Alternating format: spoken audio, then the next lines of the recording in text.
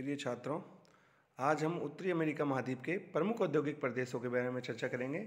एक शॉर्ट जानकारी लेते हैं इसके बारे में कि प्रमुख औद्योगिक प्रदेश जो उत्तरी अमेरिका में फैले हुए हैं वो कहाँ कहाँ पे फैले हुए हैं और ये किस किस चीज़ के लिए प्रसिद्ध हैं, कौन कौन से खनिज संसाधन या कौन कौन से उद्योगों के लिए प्रसिद्ध है ये नगर हैं, इनके बारे में अपन चर्चा करते हैं। तो देखिए, और यूएसए के जो औद्योगिक प्रदेश के बारे में सबसे पहले अपन चर्चा करते हैं तो महान झील प्रदेश आता है।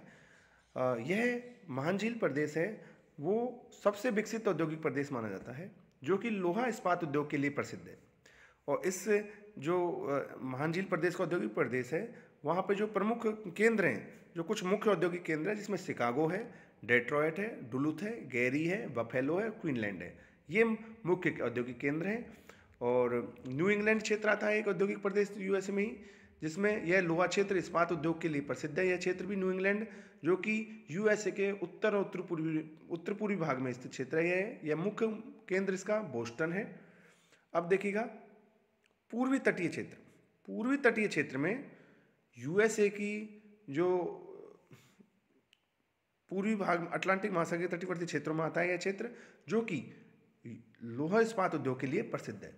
लोहा इस्पात के लिए प्रसिद्ध है और प्रमुख केंद्र इसमें रिचमंड, फिलाडेल्फिया, क्वेकर सिटी कहते हैं जिसको, और बाल्टीमोर और न्यूयॉर्क सिटी, ये मुख्य केंद्र हैं जो पूर्वी तटीय क्षेत्र के औद्योगिक प्रदेशों में आते हैं। अपलेशियन औद्योगिक प्रदेश, अब अपलेशियन औद्योगिक प्रदेश भी लोह इस्पात उद्योग के लिए सबसे ज़्यादा प्रसिद्ध है। और यहाँ पर स्थित मुख्य नगर जो है वो है सेंट पीटर्सबर्ग नगर। यह विश्व इस्पात की राजधानी भी कहा जाता है। इस्पात की राजधानी सेंट पीटर्सबर्ग को कहते हैं। अब देखिएगा इसके अलावा दक्षिणी औद्योगिक प्रदेश। अब दक्षिणी औद्योगिक प्रदेशों में जो अटलांटिक महासागर के दक्षिण यानी जो मैक्सिको की खाड़ी है उसके तटवर्ती क्षेत्र इसमें मुख्य रूप से आते हैं। यह क्षेत्र लोह इस्पात उद्योग और कृषि उपकरणों के लिए प्रसिद्ध माना जाता है और इसका प्रमुख केंद्र है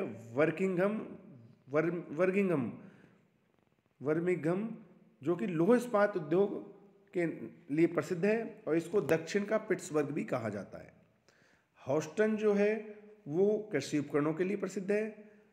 इलियास वायुयान उद्योग के लिए प्रसिद्ध है। न्यू ऑरलियंस यह कृषि उपकरणों के लिए प्रसिद्ध है। तो ये कुछ महत्वपूर्ण केंद्र हैं जो कि दक्षिणी औद्योगिक प्रदेश यूएसए में फैले हुए हैं। अब इसके अलावा आता है दक्षिणी पश्चिमी जो भाग है कैलिफोर्निया के औद्योगिक प्रदेशों के रूप में जाना जाता है। तो इसमें यह जो कैलिफोर्निया औद्योगिक प्रदेश है यह उद्योग, रेडीमेड गारमेंट्स, पेट्रोलियम रिफाइनरी और सुगंधित पदार्थों के लिए यह क्षेत्र प्रसिद्ध है। प्रमुख केंद्रों में यह लॉस एंजल्स है जो फैशन, फिल्म और शराब के लिए जाना जाता है। और जो यूएसए का जो दूसरा सबसे बड़ा नगर है सैन फ्रांसिस्को, वह पेट्रोलियम रिफाइनरी के लिए प्रसिद्ध है। अब इसके अलावा आप जब यूएसए की बात होगी, अब देखिए कनाडा। अब कनाडा का जो औद्योगिक प्रदेश है जिसमें कनाडा के दक्षिणी पूर्वी औद्योगिक प्रदेश के होता है, एक है दक्षिणी पश्चिमी औद्योगिक प्रदेश जो मुख्य है। अब दक्षिणी पूर्वी औद्योगिक प्रदेश में देखो विंडसर जो कि कनाडा का डेट्रॉयट कहते हैं, हैमिल्टन कनाडा का पिट्सबर्ग कहा जाता है, मॉन्ट्रियल ये वायुयान निर्माण के लिए प्रसिद्ध है और ओटावा कनाडा की राजधानी है। इसके अलावा देखिए दक्षिणी पश्चिमी औद्योगिक प्रदेश, यह पेट्रोकेमिकल, कागज उद्योग और लकड़ी उद्योग आदि के लिए प्रसिद्ध क्षेत्र है, औद्योगिक प्रदेश है कनाडा की। अब ये देखिएगा उत्तरी अमेरिका के कुछ प्रमुख नगरों के बारे में अपन चर्चा करते हैं। यहाँ पे वैंकूवर, यह कनाडा का सबसे बड़ा बंदरगाह है। एक्रोन, यह यूएसए में स्थित यह नगर विश्व का सबसे बड़ा कृत्रिम रबड़ उत्पादक केंद्र है। यूएसए की विश्व की सबसे बड़ा कृत्रिम रबड़ उत्पादक देश माना जाता है इसको, एक्रोन को। साइलेंट घाटी, साइलेंट घाटी भी विश्व प्रसिद्ध है।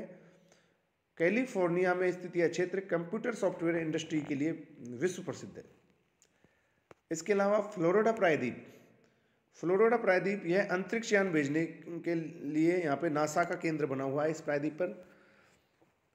इसके अलावा ये देखिएगा इसमें ये जो टॉपिक हैं ये आप जब बुक देखेंगे तो बुक में आपको ये टॉपिक, ये जगह मिलेंगी, लोकेशन मिल जाएंगी और इसको समझा रखा हुआ है कि कौन सी चीज़ किसके लिए प्रसिद्ध है। और भी चीज़ें हैं और बिंदु हैं उन पे आप चर्चा करेंगे तो आपको थोड़ा सा इसका एक जो बड़ा क्वेश्चन बन के जब आएगा तो इसमें ये सारी चीज़ें कंपाइल होके एक बड़ा क्वेश्चन का रूप धारण कर लेती है। तो आप थोड़ा बुक भी देखिएगा, उसमें आपको ज़रूर फ़ायदा मिलेगा।